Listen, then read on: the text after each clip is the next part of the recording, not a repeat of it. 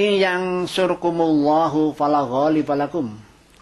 Jika Allah menolong kamu, kamu tidak bakal dikalahkan. Nah ini janji pada pasukan yang Islam itu tadi, membela agama Islam. Jika Allah itu membantu kamu, menolong kamu dalam perang itu, fala ghaliba lakum, maka kamu tidak akan dikalahkan, Muhammad, dengan kaummu itu.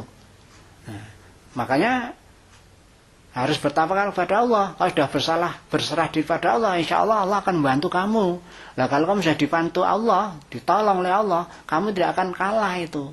Ini orang Islam itu sudah diberi jaminan oleh Allah seperti itu, dukungan, bantuan. Jadi kalau memang berserah diri pada Allah, lalu Allah menolong, tidak ada pihak lain yang bisa mengalahkan umat Islam. Begitu, umat Islam harus tahu seperti ini. Makanya perlu ngaji Al-Quran yang materinya ada yang berbicara tentang masalah perang seperti ini gitu. Wa iyyahdzulkum famang dalladzi yang surukum mim ba'dihi.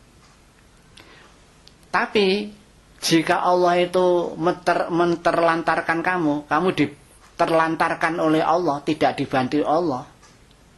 Nah, kalau Allah sudah tidak membantu kamu diterlantarkan. Faman dalladzi yang surukum mimbadi, maka siapa yang akan menolong kamu sudah itu.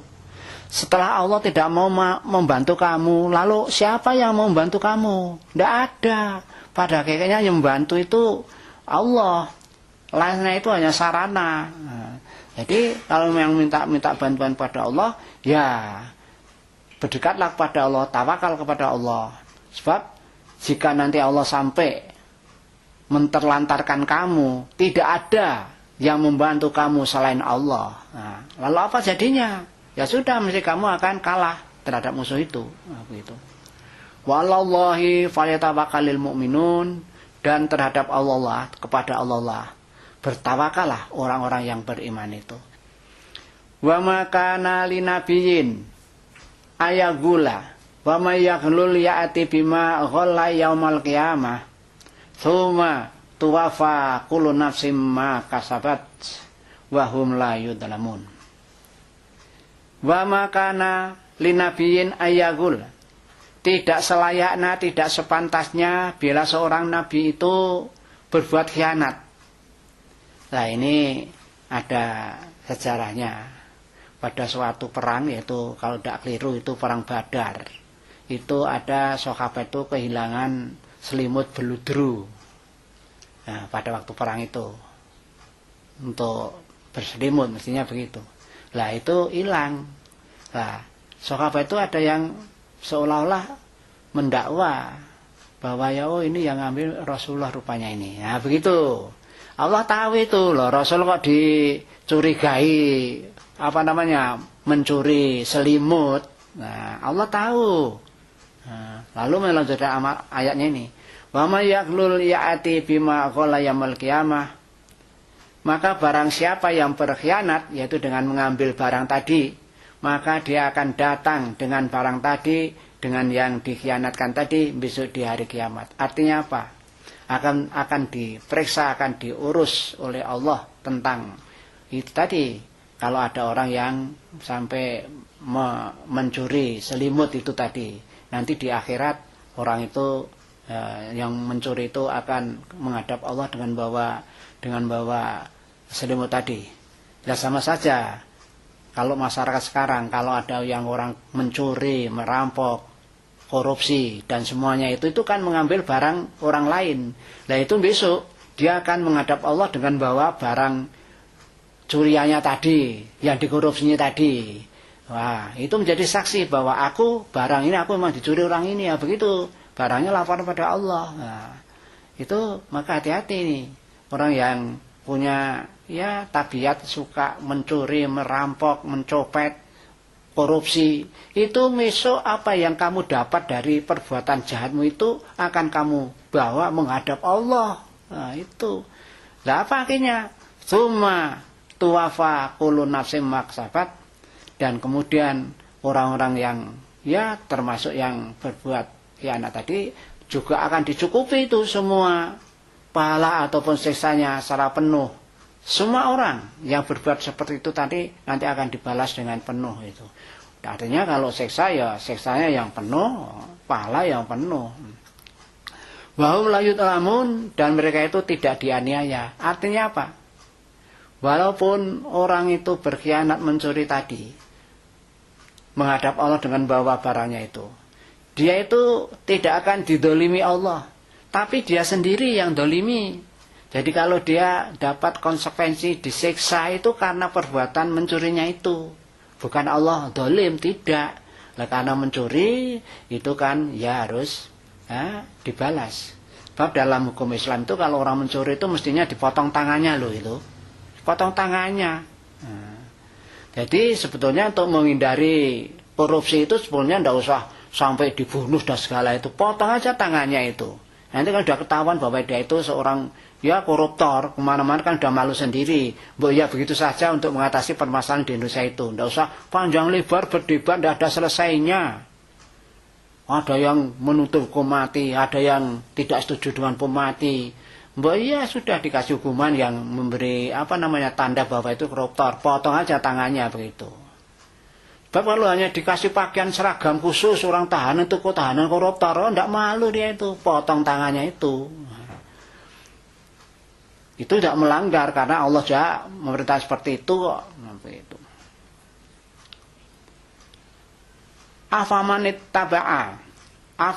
taba'a ridwanallahi kamam ba'a bisa khatim minallahi wa ma'wahu jahannam. Maka apakah orang yang mengikuti ridhonya Allah seperti orang-orang yang membawa murka dari Allah? Wa ma'wahu jahannam, dan tempat mereka itu neraka jahanam. Apa sama toh? Orang yang mengikuti jejak Allah, cari ridhonya Allah, diperintah perang, membela agama, dia berangkat dan ikhlas dan seterusnya, ya. Sama dengan orang yang maju perang tapi niatnya cari ghanimah, kalau tidak ghanimah dia mundur, bahkan mereka membuat khianat di dalam peperangan itu, ya. Menipu daya Rasulullah, dan orang seperti itu akan dapat murka dari Allah. Apa sama? Orang yang tunduk patuh cari ridha Allah dalam melakukan perang, dan orang yang mau berangkat perang tapi niatnya hanya seperti itu tadi, tidak ikhlas lillahi ta'ala dengan agama Allah, tapi untuk mencari cara yang lain, ya termasuk mungkin mencari ghanimah tadi. Padahal orang seperti itu yang dapat murka Allah itu wa ma'wahu jahannam, tempat mereka itu besok di neraka jahanam. Jelas tidak sama kan? Orang yang tunduk pada Allah, cari ridhonya Allah dalam beramal, termasuk dalam melaksanakan perang tadi. Orang yang ikhlas dengan yang tidak ikhlas, tidak sama. Yang tidak ikhlas itu tadi, ya balasannya malah neraka jahanam. Wa bi'sal masyir, dan neraka jahanam itu adalah sejelek-jelek tempat kembali. Nah, gitu. Hum darajatun indallah. Mereka itu derajatnya itu terdiri dari bermacam-macam tingkat itu. Jadi orang yang beramal sama-sama perang itu ada yang niat ikhlas lillahi ta'ala sampai mati syahid, tapi ada yang niatnya ya tunduk patuh tapi tidak 100% niatnya. Ada orang yang maju perang hanya pura-pura membela ajaran agama tapi niatnya lain. Itu derajatnya di sisi Allah itu berbeda-beda itu. Orang yang ikhlas lillahi ta'ala sampai dia tuh mati syahid itu jelas derajatnya orang yang masuk surga, ya, orang mati syahid itu. Tapi kalau orang yang masih mati dalam arti perangnya itu ya hanya cari ghanimah, itu kan lain nanti derajat di sisi Allah itu. Jadi Allah sudah memberitahu derajatnya mereka itu bertingkat-tingkat itu. Di sisi Allah itu tidak sama itu. Wallahu basirum bima ya'malun, dan Allah itu maha memeriksa, maha melihat apa yang mereka perbuat itu. Yaitu semua tadi yang melaksanakan perang tadi, ada yang ikhlas, ada yang tidak, itu Allah tahu semuanya itu. Laqad manallahu 'alal mu'minina idh ba'atsa fihim rasulam min anfusihim yatlu 'alaihim ayatihi wa yuzakkihim wa yu'allimuhumul kitaba wal hikmah wa in kanu min qablu lafi dhalalim mubin. Sungguh Allah telah memberikan kenikmatan kepada orang-orang yang beriman. Apa bentuk kenikmatannya itu? Idba'atsa fihim rasula min anfusihim. Yaitu bentuk kenikmatan yang diberikan pada orang mukmin itu, yaitu ketika Allah mengutus untuk mereka orang-orang mukmin itu, yaitu seorang rasul min anfusihim, dari kelompok mereka sendiri. Jadi Rasulullah itu orang Arab, ya. Ayat ini diturunkan dulu pada orang Arab, gitu. Orang imannya orang Arab dulu, itu dikasih nikmat dari Allah karena Rasulullah diutus untuk menjadi Rasul pada mereka itu. Dan Rasulullah itu dari kelompoknya mereka sendiri. Itu pada zaman dulu. Kalau sampai sekarang kita ini bangsa Indonesia yang menganut agama Islam ya termasuk mendapat ini manallah ala mu'minin. Kita mendapat karunia Allah, diberi keimanan, keislaman. Ini kenikmatan. Kita syukuri. Kalau kita sudah menjadi orang iman, orang Islam, merasa bersyukur pada, tindakanlah, lakukanlah apa agama-agama, perintah agama Islam yang diperintahkan kita laksanakan. Kita mensyukuri namanya itu. Tapi kalau ngaku kita Islam tapi tidak melaksanakan syariat Islam, ya namanya tidak bersyukur pada Allah. Nah, itu hanya pura-pura saja ngaku dapat nikmat jadi orang Islam tapi tidak ngamalkan Islam. Itu pada dasarnya orang yang tidak bersyukur pada Allah. Ngaku Islam kan tidak melaksanakan perintah Allah. Nah. Yatlu alaihim ayatihi. Dan Rasul yang diutus Muhammad itu membacakan kepada mereka itu yaitu ayatnya. Ayat perintahnya ya Al-Quran ini. Jadi Rasulullah itu mengajarkan kepada umat Islam Arab dulu, yaitu diajari membaca Quran ini. Lah kita juga melanjutkan itu amalan Rasul ini. Kita membaca ayat Al-Quran bersama-sama begini ini, kita ngikuti ini jejak Rasul ini. Belajar Al-Quran. Wajuzakihim, dan Allah membersihkan mereka, mensucikan mereka, yaitu dalam bentuk ya bentuk-bentuk dosa karena kemusyrikan, karena perbuatan jahat, ya dan sebagainya, dan sebagainya, dan sebagainya.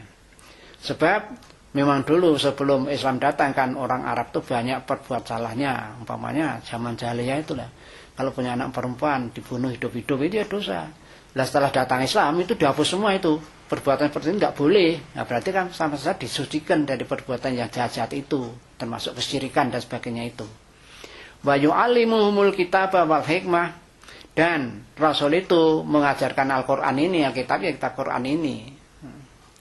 Kitab Al-Quran ini diajarkan, didakwahkan kepada umat Islam pada waktu zamannya Rasulullah sampai sekarang diteruskan oleh kaum muslimin sendiri, yaitu dengan cara berdakwah, mengadakan pengajian, mengadakan majlis taklim, ini dalam rangka menyampaikan ini isi Alkitab ini, Al-Quran ini. Wal hikmah, dan Rasulullah juga mengajarkan pada umatnya yaitu al-hadis, ya al-hadis, sabda Rasul, tingkah laku Rasul, diamnya Rasul, nah, semuanya itu diajarkan pada umat Islam. Maka oleh karena itu umat Islam harus belajar Al-Quran dan hadis. Apalagi Rasulullah pernah bersabda kan, yang intinya sungguh aku tinggalkan kepada kamu dua perkara.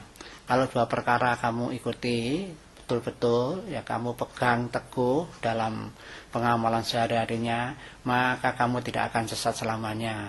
Nah itu, apa itu yang kamu tinggalkan, yang tinggalkan Rasul itu yaitu Al-Quran dan hadis.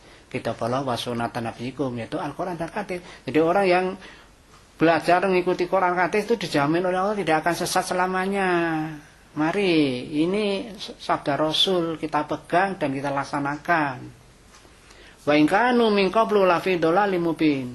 Dan Allah menjelaskan, dan keadaan mereka itu orang-orang Arab pada waktu itu sebelum datang Rasul itu kan keadaannya dalam keadaan yang sesat, yang jelas toh, sesat toh.